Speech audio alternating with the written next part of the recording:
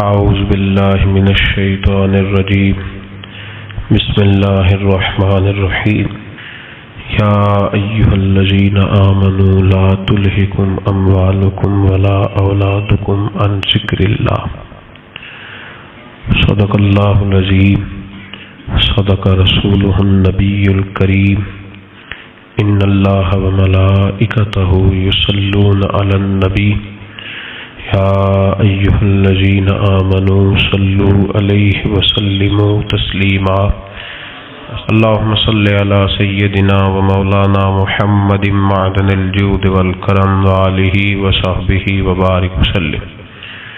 تمام تعریفیں اللہ تعالیٰ جل مجدہ الکریم کے لیے، ہر قسم کے درود و سلام نبی رحمت صلی اللہ علیہ وسلم کی ذات والا صفات کے لیے۔ حمد و صلوات کے بعد دین اسلام کا مزاج یہ ہے کہ دین اعتدال والا ہے، معتدل ہے۔ حکم ہمیں یہ دیا گیا ہے ہم کسی جگہ بھی غیر معتدل نہ ہوں، توازن کو برقرار رکھیں۔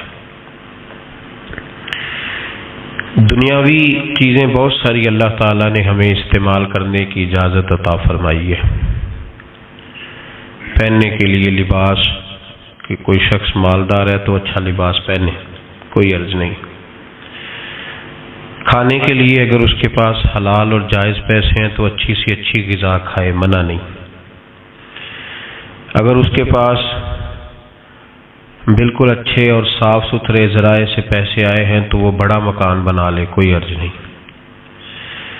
لیکن ان ساری چیزوں کے ساتھ ساتھ اس کو روکا اس بات سے گیا ہے کہ تو نے دنیا دار نہیں ہونا۔ دنیا دار پیسہ کمانے والے کو نہیں کہتے، دنیا دار پیسے سے پیار کرنے والے کو کہتے ہیں۔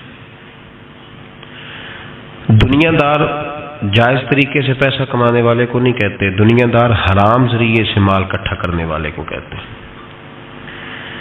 دنیا دار صرف وہ نہیں ہوتا جو کسی دکان پہ بیٹھا ہے اور دکان پہ بیٹھ کے وہ کمائی کر رہا ہے تو اسے کہیں گے کہ وہ دنیا دار ہے، اور مولوی صاحب مسجد میں نماز پڑھا رہے ہیں تو وہ دیندار ہے۔ ایسا نہیں ہے، بہت سارے مولوی دنیا دار ہوتے ہیں، دیندار نہیں ہوتے۔ اگر میں نے کسی بچے کو قرآن شریف پڑھایا ہے سویرے تو میرا دل کرتا ہے وہ ایک سوٹ میرے لیے لے آئے تو میں دنیا دار ہوں، میں تھوڑی دیندار ہوں۔ اگر میں آپ کو یہاں تقریر سنا رہا ہوں اور میرا دل کرتا ہے کہ آپ 100 روپیہ میرے اوپر پھینکنے لگے تو میں دنیا دار ہوں، میں دیندار تو نہ رہا۔ ہم لوگوں نے یہ تصور بنا لیا ہے شاید جو آدمی مسجد آ گیا ہے، داڑھی رکھ لی ہے اور وہ نماز 5 وقت پڑھ لیتا ہے، وہ ہو گیا دیندار، مسجد سے نکل کے جو مرضی کرتا پھرے۔ اور جو آدمی دکان پہ بیٹھا ہے وہ دنیا دار ہے۔ ایسی بات نہیں ہے، تشریح یاد رکھیں۔ دنیا دار وہ ہے جو دنیا کے پیچھے لگ کے اللہ رسول سے غافل ہو جائے، اور وہ دنیا دار زیادہ برا نہیں، وہ دنیا دار زیادہ برا نہیں جو دکان پہ بیٹھا ہے صبح سے شام تک پیسے کما رہا ہے، وہ بہت بڑا دنیا دار ہے جو دین کا لبادہ اوڑھ کے دنیا اکٹھی کر رہا ہے، وہ ظالم آدمی ہے، سب سے بڑا دھوکے باز ہے، لبادہ مذہب کا اوڑھا ہوا ہے۔ میرے نبی پاک علیہ الصلوۃ والسلام نے فرمایا جس نے دین اس لیے سیکھا کہ دنیا کمائے گا،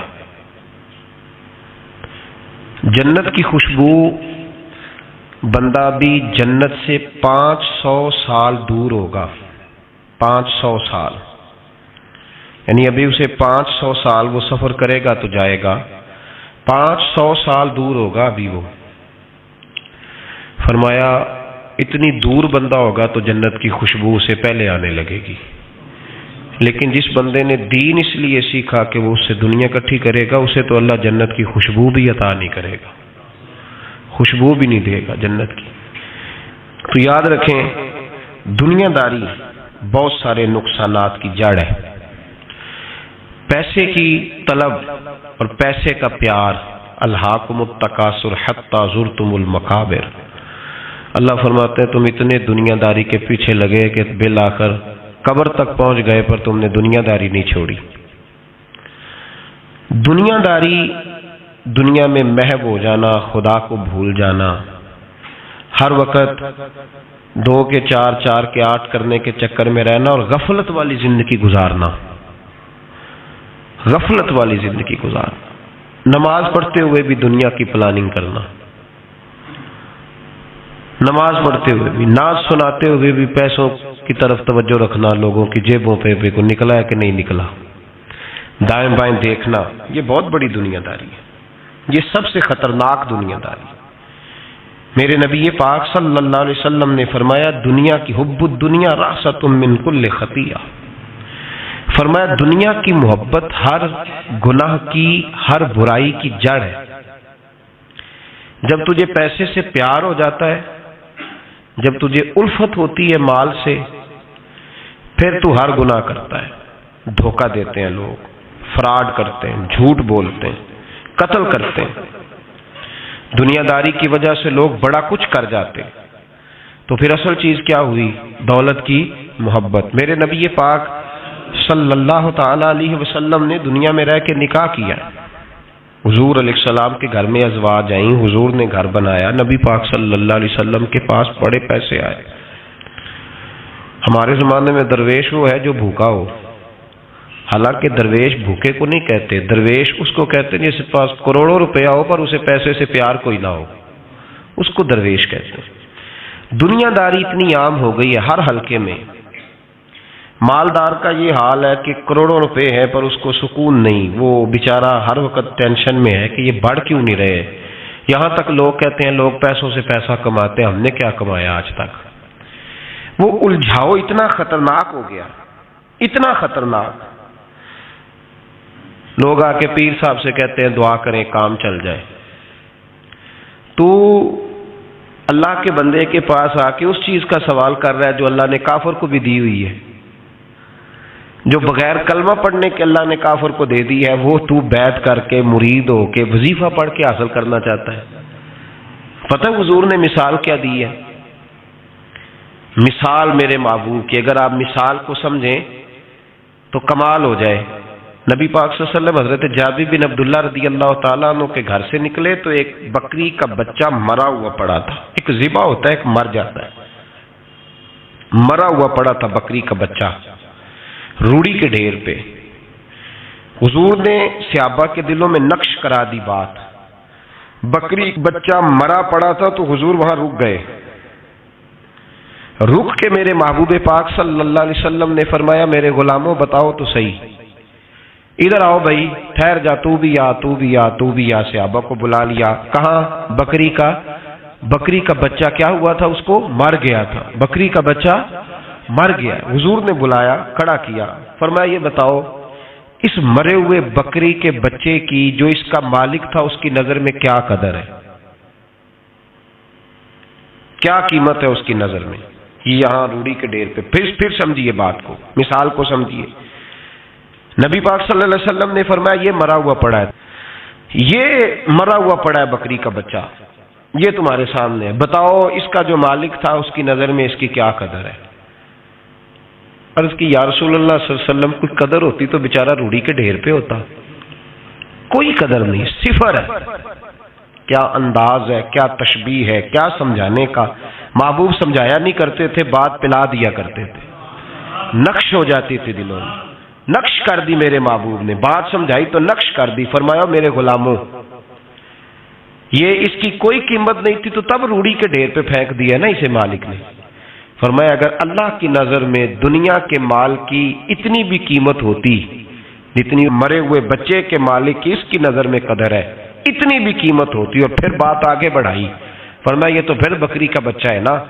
اگر اللہ کی نظر میں دنیا کے مال کی قدر اور قیمت مچھر کے پر کے برابر بھی ہوتی تو خدا کبھی کافر کو ایک گھونٹ پانی کا بھی نہ دیتا کہ تو مجھے مانتا نہیں اور میں تجھے دنیا دوں، میں تجھے دوں۔ فرمایا اگر اس کی نظر میں مچھر کے پر کے برابر بھی ہوتی تو اللہ کبھی ایک گھونٹ پانی کا کافر کو۔ میں کہتا ہوں یار جو چیز اللہ نے نہ ماننے والے کو دی ہے، منکر کو دی ہے، تو اس کے لیے دعائیں کر رہا ہے۔ جو نہ ماننے والے کو اس نے دے دی، تو اس کے پیچھے بھاگ رہا ہے، تو صبح و شام اس کی منصوبہ بندی کر رہا ہے۔ صوفی کے لیے، درویش کے لیے، راہ طریقت کے مسافر کے لیے، مسلمان کے لیے سب سے زیادہ یہ ہے کہ وہ زہر پیتا ہے اگر دنیا کی محبت میں جیتا ہے۔ اگر کسی دنیا دار کو دیکھ کے کسی درویش کا، کسی اللہ والے کا دل مچلتا ہے کہ یہ پیسے میرے پاس ہوتے، تو اس شام اسے نماز میں مزہ نہیں آئے گا، گئی اس کی قرآن پاک کی لذت، اس کا درود میں دل کیسے لگے گا؟ تو ساری رات خواب دیکھتا رہا ڈالروں کے، یورو کے، پاؤنڈ کے، کیسے اس کی توجہ آئے گی؟ اس کو کیا پتا مکے کی لذت کیا ہے، مدینے کا پیار کیا ہے؟ اس کو یہ کیفیات نصیب ہی نہیں ہو سکتی۔ امام غزالی رحمت اللہ علیہ سے کسی نے کہا تو حضور یہ بتائیں کہ بندہ طریقت کا مسافر کب بنتا ہے؟ مسافر کب بنتا ہے طریقت کا؟ تو آپ نے فرمایا جب اس کے نزدیک سونا اور مٹی ایک برابر ہو جائے۔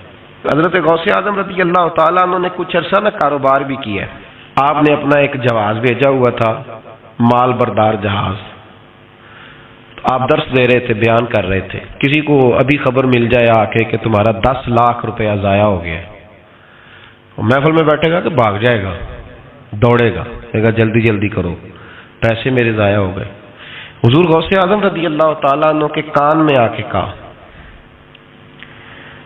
حضور وہ جو آپ کا مال بردار جہاز تھا نا، وہ دریا کے اندر آ رہا تھا تو ڈوب گیا سارا، بڑا افسوس ہے۔ تو آپ فرمانے لگے چپ کر جا، اتنی ضروری بات تھی جو تقریر کے دوران ہی تو نے آ کے بتا دی ہے، ڈوب گیا تو ڈوب جائے، کوئی عرض نہیں، چھوڑ چھوڑ۔ یہ لفظ آپ نے کہے تو وہ بندہ بیٹھ گیا ڈر کے، ایک اور آیا بھاگا بھاگا پیچھے سے، کہنے لگا حضور مبارک ہو مبارک ہو مبارک ہو۔ کیا ہوا؟ کہنے لگا حضور وہ جو آپ کا مال بردار جہاز دریا میں ڈوب گیا تھا نا، وہ واپس اوپر آ گیا ہے۔ آپ فرمانے لگے چپ کر جا، کوئی اتنی ضروری بات تھی جو دوران تقریر ہی تو نے مجھے سنا دی ہے، چپ کر جا، کوئی ضروری بات تھی، چھوڑ، آ گیا چلا گیا، دنیا کا مال تھا، مجھے خبر دینی ہو تو یہ دینا کہ میرا رب راضی ہو گیا ہے، مجھے خبر دینی ہو تو یہ دینا کہ میرے رسول کی طرف سے پیغام آیا ہے، یہ خبر دینا کہ آج کسی نے کہا ہے کہ تجھے وہاں یاد۔ یہ کون سی خبریں ہیں؟ دنیا داری کے معاملات۔ مبارک ہو جی مبارک، کس بات کی؟ تیری کمیٹی نکل آئی ہے، بڑی مبارک ہے بھئی، حد ہو گئی، کیسی مبارک، کس طرح کی مبارک؟ حضرت ابو الحسن خرقانی بہت بڑے درویش تھے، محمود غزنوی مرید تھا، محمود غزنوی بادشاہ وقت،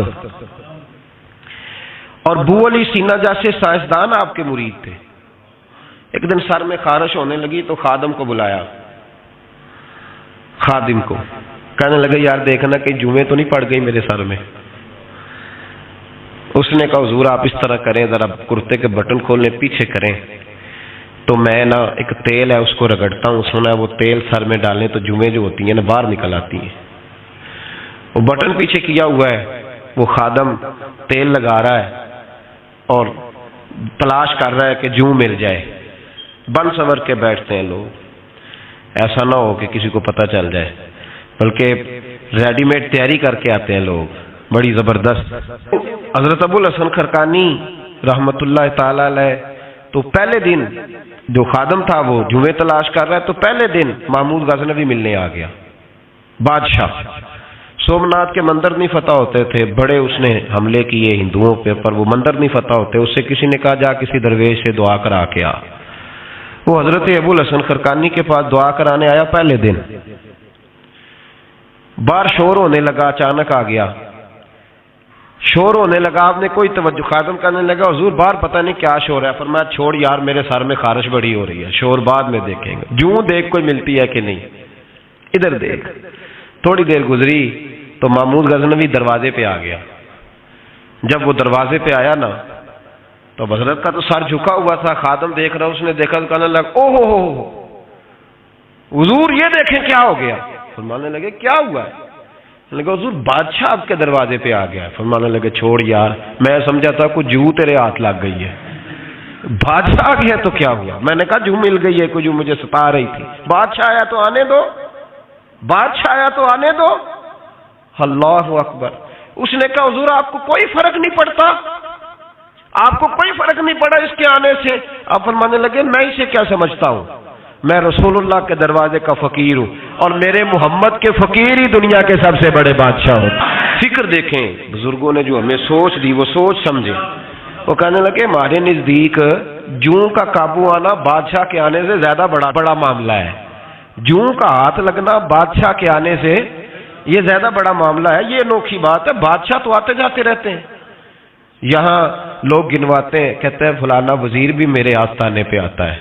میں نے کہا نہیں, وہ وزیر آتا نہیں, وہ تو آپ کا پیر آتا ہے جو آپ اتنے پیار سے بتا رہے ہیں. وہ وزیر تھوڑی آتا ہے, تو پیر آتا ہے. دنیا داری زندگی میں اتنی زیادہ دنیا داری ہے لوگوں میں, اتنی زیادہ. لوگ دین داری بھی دنیا داری کے رنگ میں کرتے ہیں. وہ کام جو خالص ہونا چاہیے تھا وہ بھی لوگ اب دنیا داری کے رنگ میں کرنے لگے. کہیں ان جگہوں پہ لوگ جا کے اپنا پیسہ خرچ کرتے ہیں جہاں رش زیادہ ہو, وہاں جا کے پیسے دیں گے, ذرا اعلان لمبا چوڑا ہوگا. آپ بڑا اشتہار پہ نام لکھ دیں بڑے چودھری صاحب کا, وہ راضی ہو جائیں گے. وہ خالص دینداری جس میں کوئی شائبہ نہیں ہونا چاہیے تھا دنیا کا, وہ بھی اب لوگ اس رنگ میں. اور یاد رکھیں میرا رب بڑا سخت امتحان لیتا ہے دنیا دار کا. جب بندہ دنیا داری کے پیچھے بھاگتا ہے تو اللہ اس کے لیے رستے بناتا جاتا ہے. کہتا چل لے, کتنے پیسے لے گا. وہ جہاں ہاتھ رکھتا ہے نا اس کو دولت ملتی جاتی ہے, دیتا جاتا ہے. پتہ اس سے تب چلتا ہے جب اللہ اس سے دعا کی لذت چھین لیتا ہے. پتہ اسے تب چلتا ہے جب دنیا رہ جاتی ہے.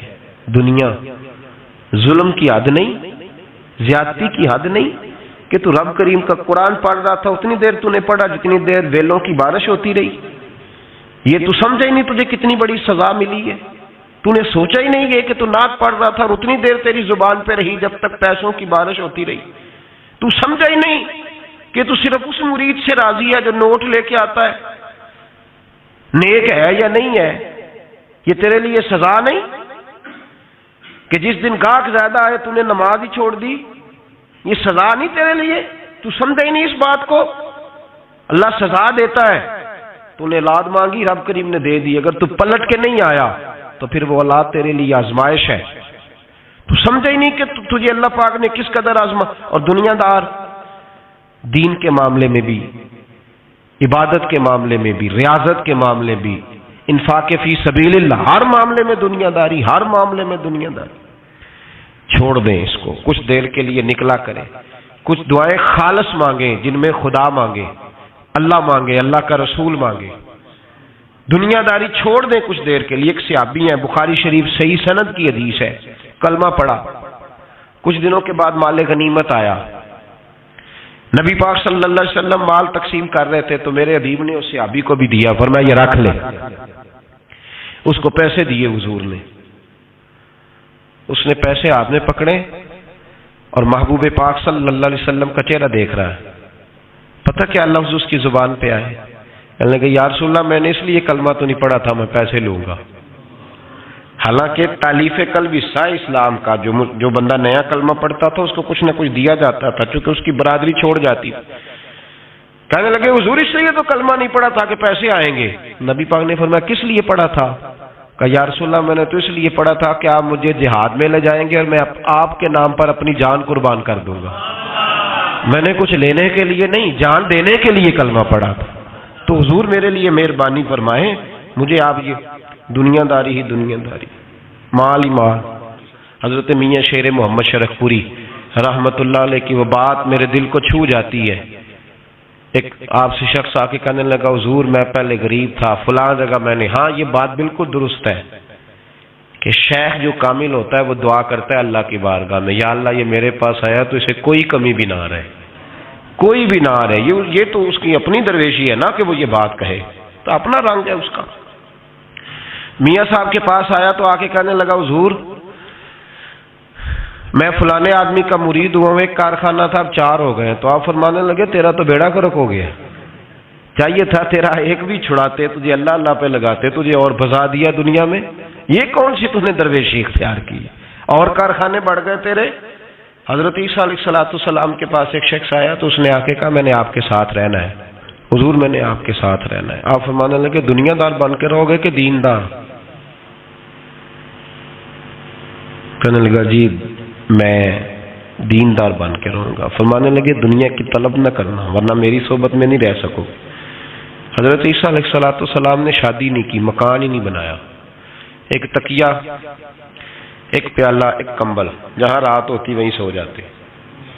ایک دن ایک شخص کو دیکھا کہ وہ نا ڈھلان بنی ہوئی تھی، پتھر کی پہاڑ تھوڑی سی ڈھلان بنی ہوئی تھی تو نیچے لیٹا ہوا ہے۔ آپ نے کمبل بھی صدقہ کر دیا، کہنے لگے آج کے بعد جہاں ڈھلان بنے گی وہاں سو جائیں گے، کمبل کی ضرورت ہی کوئی نہیں۔ کچھ دنوں کے بعد ایک شخص کو دیکھا کہ وہ اپنے ہاتھ کا تکیہ بنا کے سویا ہوا ہے، تکیہ بھی خیرات کر دیا، کہنے لگے اس کے بغیر بھی گزارا ہو سکتا ہے۔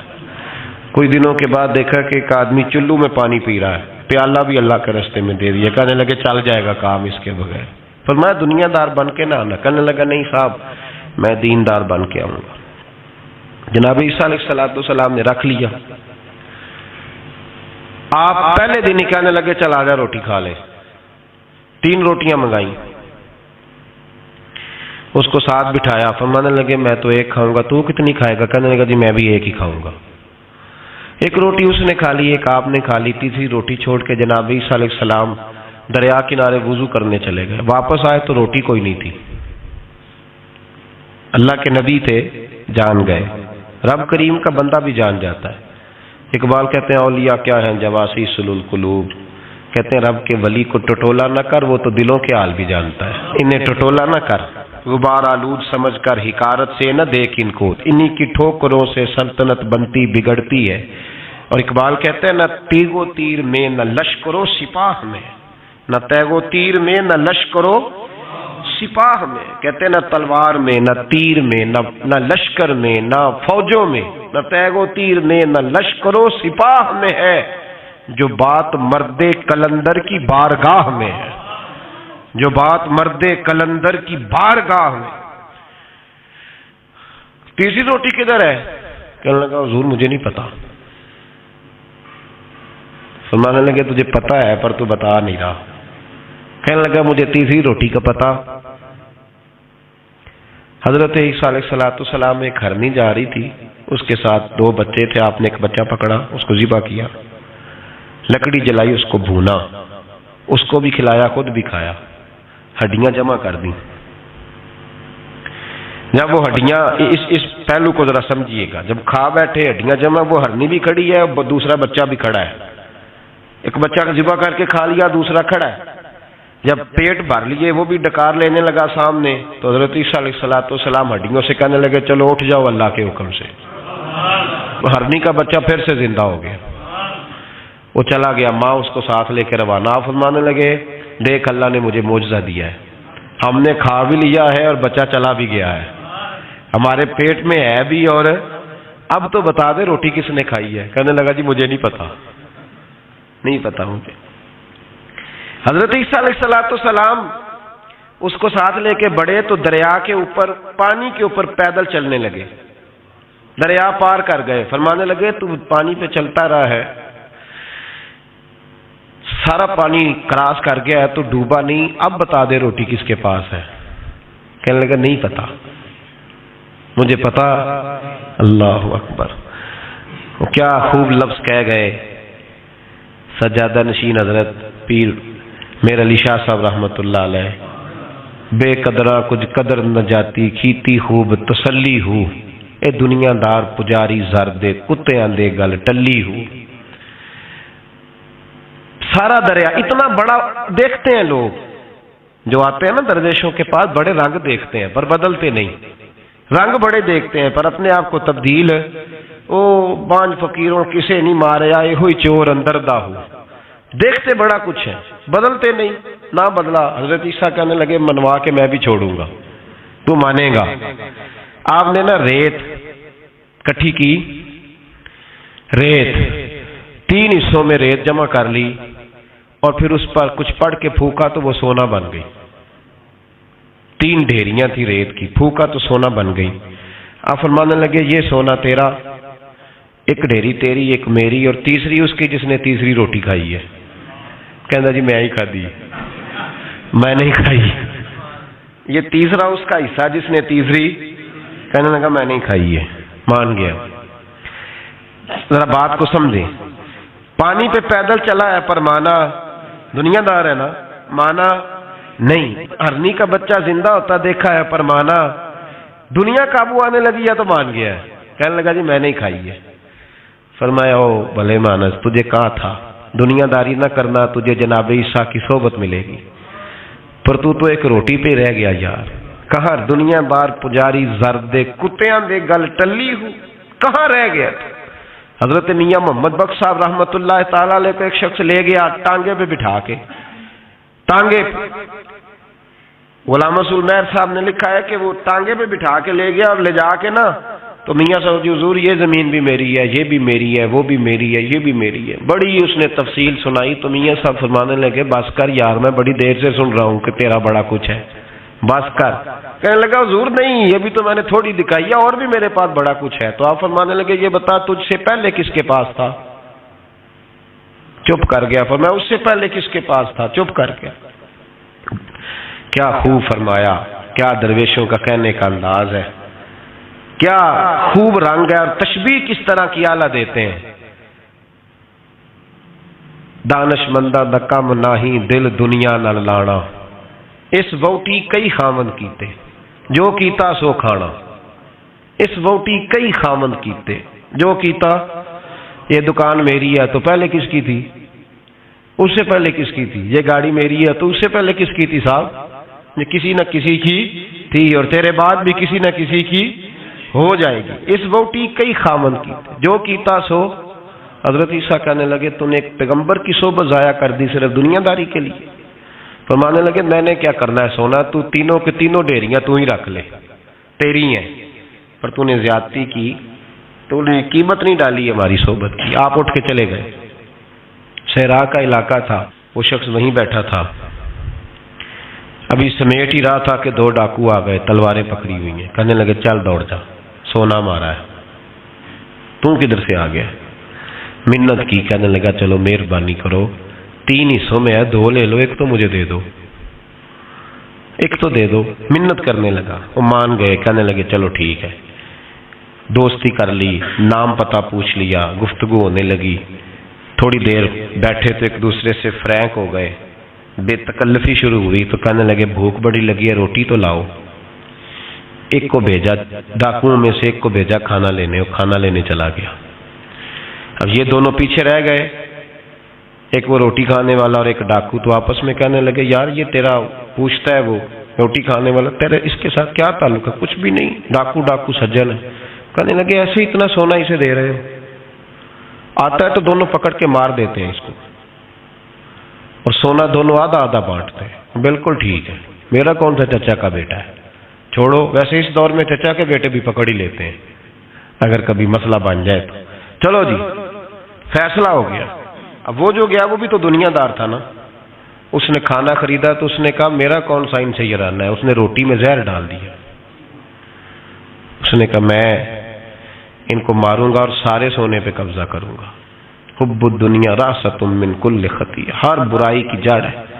وہ کھانا لے کے آیا، ابھی اس نے رکھا ہی تھا، دونوں نے حملہ کر دیا، پکڑا اور مار ڈالا۔ وہ مر گیا۔ اب یہ مزے سے بیٹھ کے روٹی کھانے لگے، سیر ہو کے پیٹ بھر کے روٹی کھائی۔ چند لمحے گزرے تو دھڑام سے روح پرواز کر گئی۔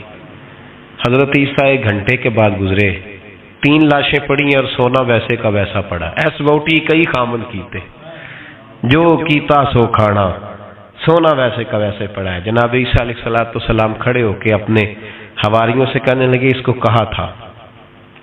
کہا تھا تو صحبت حاصل کر، دنیا داری سے بچ، لیکن اس نے دنیا داری کو فوقیت دی، ایک پیغمبر کی صحبت کو فوقیت۔ آج نقصان یہ ہوا ہے کہ خود مرا ہے اور 2 لاشیں اور بھی اس نے ساتھ کٹھی کر لی۔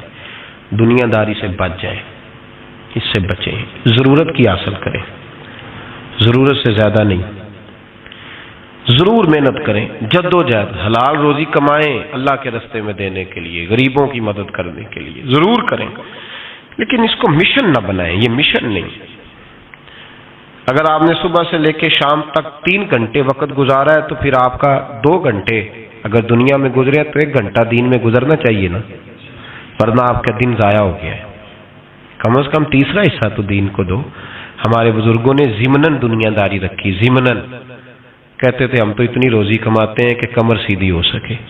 ایک تو میرے عزیز یہ یاد رکھے کہ اپنے ہمہ وقت زندگی کو دنیا کو ٹائم نہ دیں، دنیا کو اتنا ٹائم دیں جتنی کہ اس کے لیے حضرت علی المرتضیٰ رضی اللہ تعالیٰ عنہ کا ایک فرمان یاد رکھیں۔ آپ فرمایا کرتے تھے میں دنیا کے لیے اتنی محنت کرتا ہوں جتنا میں نے دنیا میں رہنا ہے، اور آخرت کے لیے اتنی محنت کرتا ہوں جتنا میں نے آخرت میں۔ جو آدمی 500 سال پہلے فوت ہو گیا تھا وہ کہاں ہے؟ ابھی قبر میں ہے۔ زندگی کتنی گزار کے گیا؟ 60 سال 70 سال۔ جتنا دنیا میں رہنا ہے اتنی اس کے لیے جد و جہد کریں، جتنا جانا ہے اتنا جانے کے لیے محنت کریں، اپنے آپ کو ضائع نہ کریں۔ اور یہ جو اللہ اللہ سیکھ رہے ہیں لوگ درویشی کے راستے پہ، ان کے لیے تو موت ہے، یاد رکھیں۔ جتنا زیادہ دنیا کی طرف جائیں گے اتنا، دیکھیں نا اللہ تعالیٰ شراکت کو تو پسند فرماتا ہی نہیں۔ اگر آپ نے، اور پھر میں نے کہا کہ جس بندے نے اس نے نماز پڑھتے بھی یہی سوچا ہے کہ میں نے نکل کے پیسے لینے ہیں، کیا اس نے حاصل کیا ہے؟ اپنے آپ کو خوددار رکھیں، کبھی کسی موقع پر کسی بھی لحاظ سے اپنے آپ کو دنیا داری کے معاملے سے کمزور ظاہر نہ کریں۔ اور دنیا کا پیار جہاں آ گیا وہ ختم، طریقت ختم۔ اگر آپ کی جد و جہد، اور یاد رکھ لیں آپ روحانی طور پہ مریں گے جس دن توجہ دنیا کی طرف کر لیں گے، اللہ اللہ کی لذت ضائع ہو جائے گی۔ اور پھر ایک اور بات لکھ لیں، تجربے کی روشنی میں عرض کر رہا ہوں، لکھ لیں اس کو کسی جگہ، کسی ایسی جگہ نقش کر لیں جہاں سے کبھی مٹے نہ۔ ہم نے اپنے بزرگوں کی صحبت میں رہ کے ایک تجربہ سیکھا ہے، جس کی پیسے کی طرف توجہ ہوتی ہے پیسے اس کے آگے دوڑنے لگ جاتے ہیں، وہ دوڑتے ہیں، تو تھک جائے گا، ان تک پہنچ نہیں سکتا، تھکا کے ماریں گے تجھے پیسے، اور تو اپنا چہرہ پھیر پیسوں کی جانب تیرے پیچھے دوڑنے لگ جائیں گے، پیچھے پیچھے دوڑیں گے، بھاگتے پھریں گے تیرے پیچھے، بھاگتے ہیں پیچھے۔ لوگ کہتے ہیں نہیں رہنے دو، ضرورت نہیں۔ دنیا کا مزاج ہے، جو دنیا کے پیچھے بھاگتا ہے اس کے آگے بھاگتی ہے، اور جو منہ موڑ لیتا ہے اس کے پیچھے لگ۔ درویشی اختیار کرنے کا ارادہ تو کریں، ہم پروگرام ہی نہیں بناتے، ہمارا ارادہ ہی نہیں بنتا، ارادہ تو کریں۔ اور بھائی جس دن ارادہ ہو جاتا ہے اسی دن اللہ نوازنا شروع کر دیتا ہے، جس دن ارادہ ہوتا ہے اسی دن اللہ کہتا ہے چل کھول گیا وَيَرْزُقْهُ مِنْ حَيْثُ لَا يَحْتَسِبُ، اب تجھے وہاں سے دینا ہے جہاں سے تیرا کبھی گمان بھی نہیں گیا ہوگا۔ اس لیے میرے بھائی توجہ اللہ کی طرف، خبردار یہ دنیا داری جتنی اس کی ضرورت ہے اس کو اتنا کرو۔ میرے نبی پاک نے زہد اختیار فرمایا ہے، زہد، دنیا داری، پیسے بڑے اچھے ہوتے تو سب سے زیادہ میرے مصطفیٰ کی تجوری میں ہوتے، سب سے زیادہ۔ اگر آپ توجہ دنیا داری کی طرف کریں گے تو حالات خراب ہو جائیں گے، توجہ رب رسول کی طرف رکھیں، بڑی جلدی بہتری۔ محمود غزنوی نے نا ہیرے بکھیر دیے، خزانوں کے منہ کھول دیے، کہنے لگا جو جس پہ ہاتھ رکھے گا شاید اسی کی ہو جائے گی۔ کھول گئے دروازے، جو لوگ دوڑے، پتہ تھا بادشاہ کے پاس کیا ہے، یوں سمجھ لیں کسی نے پجاروں پہ ہاتھ رکھ دیا، کسی نے جا کے تو وہ جہاں بندھے ہوئے تھے بڑے بڑے جانور استبل میں، اس نے کہا حویلی گھوڑوں سمیت میری، کسی نے کسی شے پہ، کسی پہ کسی شے پہ، دوڑنے لگے، جس پہ جو ہاتھ رکھے اسی کی۔ ایاز بڑا سیانا تھا، پیچھے سے اٹھا، دھیما دھیما آ کے تو محمود غزنوی کے کندھے پہ ہاتھ رکھ دیا۔ اس نے کہا تجھے کوئی شے نہیں چاہیے؟ کہا بادشاہ تو وعدے پہ قائم رہ، تو نے کہا تھا جو جس پہ ہاتھ رکھے گا اسی کا ہو جائے گا، تو مجھے جو شے چاہیے تھی میں نے ہاتھ رکھ دیا ہے، اب تو بتا وعدے پہ قائم ہے کہ نہیں؟ تو محمود نے اٹھ کے سینے سے لگایا، ماتھا چوما، کہا یاز بات ختم ہو گئی، دنیا داروں کی، مال داروں کا، ہر شے جس نے جو مانگی اس کی، پر ایاز محمود تیرا ہی رہے گا، محمود تیرا ہی رہے گا، محمود تیرا ہی رہے گا۔ نہ وہ غزنوی میں تڑپ رہی، نہ وہ خم ہے زلف ایاز میں، نہ وہ حسن میں رہی شوخیاں، نہ وہ عشق میں رہی گرمیاں، کہا یہ تیرا ہی رہے گا۔ او بھائی ایاز ہمیشہ فائدے میں رہا، ہمیشہ اس کے لب ہلتے تھے تو محمود ہر شے نچھاور کر دیتا تھا۔ کیوں ایک پجاروں کے پیچھے بھاگتے ہو؟ وہ چابی کیوں نہیں لیتے جس سے سارے خزانے کھل جاتے ہیں؟ وہ چابی کیوں نہیں لیتے جس سے سارے خزانے کھل جاتے ہیں؟ وہ چابی حاصل کرو بس جس کا معمود ہو گیا وہ بچ گیا، اور جو پجاروں کے پیچھے الجھ گیا وہ بس ختم ہو گیا معاملہ۔ اس لیے توجہ ادھر رکھو جہاں سے ہر شے ملنی